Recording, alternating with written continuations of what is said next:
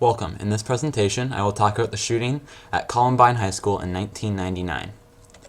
Eric David Harris was born in Wichita, Kansas. The Harris family relocated to Afton, and Eric's father, Wayne Harris, was a U.S. Air Force transport pilot. His mother, Catherine Ann Poole, was a homemaker. The family moved from Plattsburgh, New York to Littleton, Colorado in July of 1933 after Eric's father retired from military service. You can see Eric here on the left. Dylan Bennett Klebold was born in Lakewood, Colorado, to Thomas and Susan Klebold. His parents attended a Lutheran church with their children, and Dylan and his older brother Brian attended confirmation classes in accordance with the Lutheran tradition. At Columbine High School, Harris and Klebold were active in school play productions, operated video productions, and became computer assistants in maintaining the school's computer server. At the time of the shooting, both were high school students. Dylan was 17 and Eric was 18. The two boys got into trouble with the law for breaking into a locked van and stealing computers. In January of 1998, they were charged with mischief, breaking and entering, trespassing, and theft. They both left good impressions on the juvenile officers, who offered to expunge their criminal records if they agreed to attend a diversionary program to include community service and received psychiatric treatment and obeyed the law.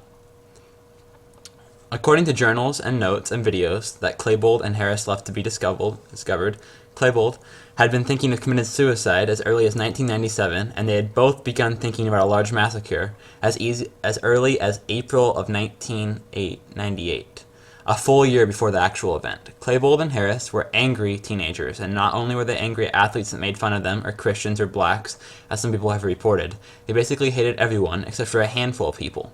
On the front page of Harris's journal, he wrote, "I hate the effing world."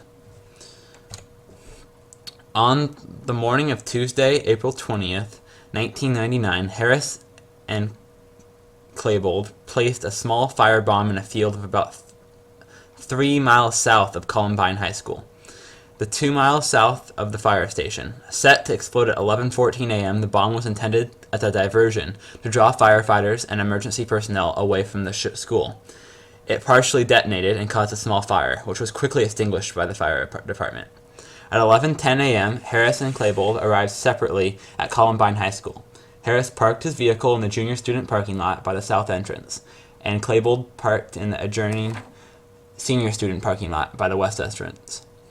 The school cafeteria, their bomb target, with its long outside window wall and ground-level doors, was between their parking spots. After parking their cars, the duo met near Harris's car and armed up 2 20-pound propane bombs before entering the cafeteria a few minutes prior to the beginning of the A lunch shift. The youths placed the duffel bags containing the bombs set to explode at approximately 11:17 a.m. inside the cafeteria before returning to their separate vehicles to await the explosion and to shoot survivors fleeing the building.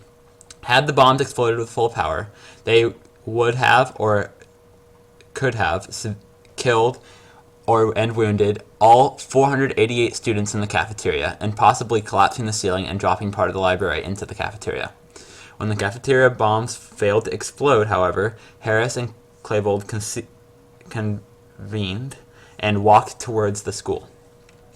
At 11:19 a.m., a witness heard Eric Harris yell, "Go, go!" The two gunmen pulled their guns from beneath the trench coats and began shooting at two 17-year-old students who had been sitting in the grass near the west entrance of the school. Here are two weapons that were used during the shooting. The pair then moved inside the school, where they gunned down many of their victims in the library. By approximately 11:35 a.m., Klebold and Harris had killed 12 students and a teacher, and wounded more than 20 other people. Shortly after 12 p.m., the two teens turned their guns on themselves and ended their lives. At first, there was speculation whether the targets had been chosen, but a later investigation proved that it was random. In the aftermath of the shootings, many schools across America enacted zero-tolerance rules regarding the disruptive behavior and threats of violence from students.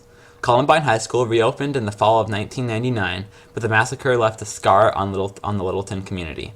Mark Maines, the man who sold the gun to Harris and bought him 100 rounds of ammunition the day before, the murders was sentenced to 6 years in prison. Another man, Philip Duran, who introduced Harris and Klebold to Mainz, also was sentenced to some prison time. Some victims and families of people killed or injured filed suit against school and the police. Most of these suits were later dismissed in court. Just a few days ago, on April 20th, was the 15th anniversary of the massive shooting. Today, you can go to Littleton, Colorado, and see the Columbine Memorial pictured here above. We still mourn the lives of those lost, and will always remember this horrific event. Thank you for watching. Hope you enjoyed, despite the terrible content that I had to explain. Here are my cited sources.